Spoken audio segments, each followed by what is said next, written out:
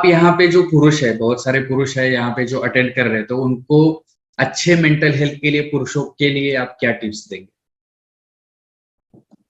Okay, काफी सारे बातें वैसे मैंने मेरे लेक्चर में जो भी हम लोग जो अभी जो डिस्कशन किया उसमें कवर कर चुका हूँ।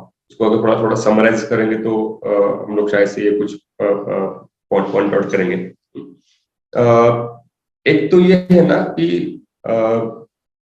जो जेंडर रोल जिसको हम लोग बोलते हैं ना कि एक एक प्रकार से समाज ने, कल्चर ने, स्त्री ने ये काम करने चाहिए, पुरुष ने ये काम करने चाहिए, तो ये वाला जो जेंडर रोल दे के रखा है, तो ये जेंडर रोल में बहुत बार हम लोग फंस जाते हैं।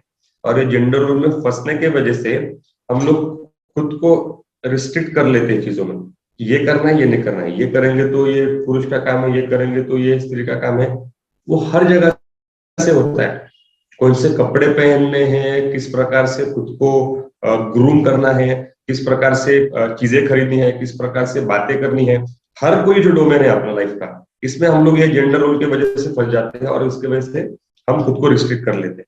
तो ये रिस्ट्रिक्शन जो है ना जेंडर रोल का, कुछ चीजें डेफिनेटली करनी है, हाँ, लेकिन फंसना नहीं है।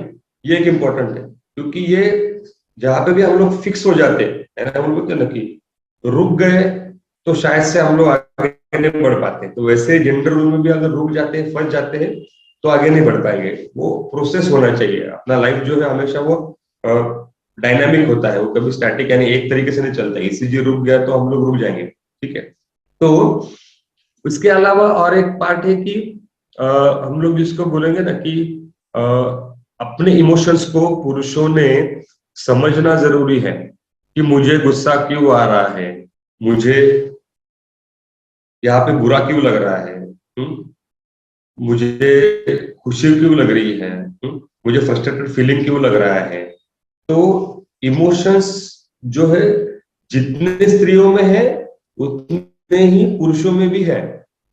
वो सेम ही तरह से जा रहा है। ऐसा नहीं है कि खुशी बस स्त्रियों में महसूस होती है, पुरुषों में नहीं होती है, या वो सब स्त्रियों को आता है, पुरुषों को नहीं आता है। तो वो जो इमोशंस का जो एक स्पेक्ट्रम है, जो डोमेन है, वो हर किसी में है।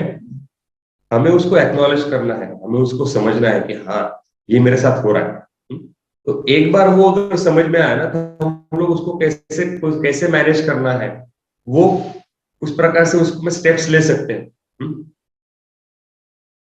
बुरा लगा है किसी के बारे में, किसी चीज के बारे में दुख लगा है, अगर पैर में दुख रहा है, अगर दर्द हो रहा है, तो वैसे ही अगर दिल में दर्द हो रहा है, मन में दर्द हो रहा है, तो बात करो, स्पीक इट अप।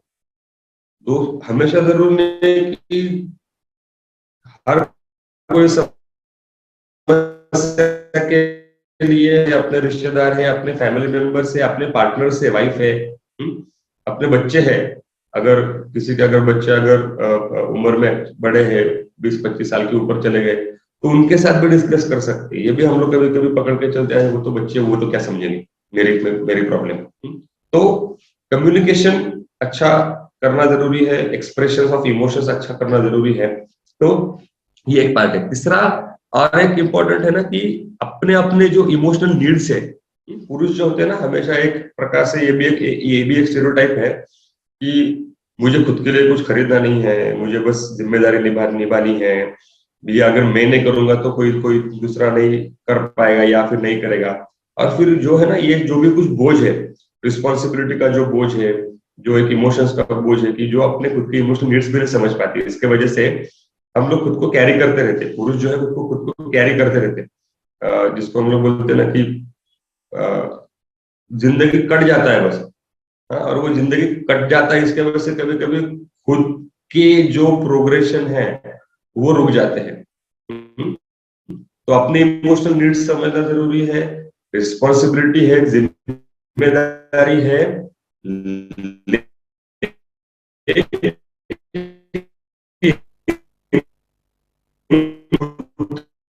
को भी वैल्यू, अपना सेल्फ वर्थ जो है उसको हम ही बढ़ा सकते हैं। और टाइम मैनेजमेंट जिसको हम लोग बोलेंगे कि टाइम अपने को, अगर कुछ नहीं करूंगा तो शायद से दुनिया नहीं करने वाली। मुझे हेल्थी रहना है तो शायद मुझे एक्सरसाइज करना पड़े, मुझे कुछ जो जैसे हम लोग बोल रहे हैं एडिक्शन के बारे में, एडिक्शन मुझे छोड़ना पड़े या मुझे कट डाउन करना जरूरी है। तो अपना केयर अपने को करना है, ये बहुत बार पुरुष जो है वो समझ नहीं पाते हैं, और जो शारीरिक मानसिक बीमारियां हैं वो बहुत बार ज्यादा बढ़ जाती है, सीवियरिटी बढ़ जाता है, तब जाके उसके बारे में ट्रीटमेंट जो है वो लिया जाता है।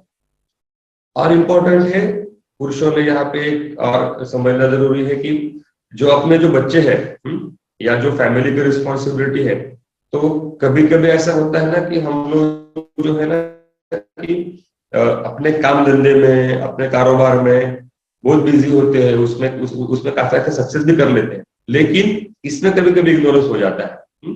तो ये वाला जो बैलेंस है वर्क और लाइफ का, तो वर्क लाइफ का जो बैलेंस है ये अगर हम लोग अच्छे से कर पाते हैं तो अपना जो फैमिली का एनवायरनमेंट है, अपने जो बच्चों का जो परवरिश है, पेरेंटिंग है, इसमें चेंजेस आ सकते हैं, इसमें पॉजिटिव बदलाव आ सकते हैं।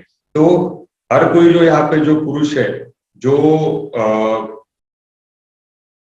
पुरुष जो है यहाँ पे, तो उन्होंने अपने बच्चों के बारे में, अपने आगे के जनरेशन के बारे में एक अच्छा रोल मॉडल अगर हम लोग बनते हैं, क्योंकि जैसा बाप बिहेव करेगा वैसा बेटा बिहेव करेगा, जैसे हम लोग हिंदी में बोलते भी है, बाप से बेटा सवाई। ठीक है, तो अगर हम लोग अच्छे रोल मॉडल बनेंगे तो बच्चे भी उस प्रकार से बनेंगे। और हम लोग जो समाज में जो होने वाले जो काफी सारे जो बदलाव है, रिसेंटली हम लोग कुछ ना कुछ जो घटनाएं अभी देख रहे हैं कि कुछ रेप की घटनाएं होती है, कुछ हत्या की घटनाएं होती है, इसमें हमेशा रोल जो होता है, हमेशा जो गलती होता है वो स्त्री का नहीं होता है या वो सिचुएशन का नहीं होता है। हम अगर अच्छे संस्कार अगर हमारे बच्चों को बारे में, हमारे जो बॉयज है खास करके, उनका अगर हम as a parent, as a father करके अगर हम लोग करेंगे, अच्छा एक समाज भी उसमें तैयार कर सकते हैं। तो ये वाला जो रोल है फादर का, तो ये जो पुरुषों ने अगर अच्छे से निभाया तो पेरेंटिंग में भी फायदा हो सकता है और सोशल भी फायदा हो सकता है। Over to you. डेफिनेटली।